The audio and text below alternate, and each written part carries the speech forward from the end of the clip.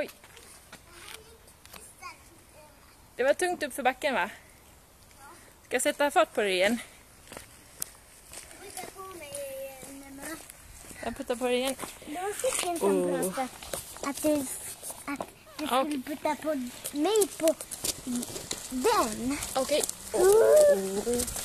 Oj, och styr.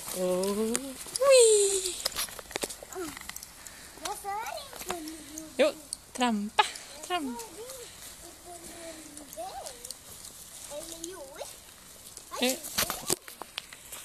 trampa. Och trampa. Oj, vänta. Kör ner ditåt. Nej, inte ditåt. Inte ditåt. Vad ska du då? Ditåt. Ja, okej. För där är cykelgaraget. Ja, okej. Och kör på. Trampa.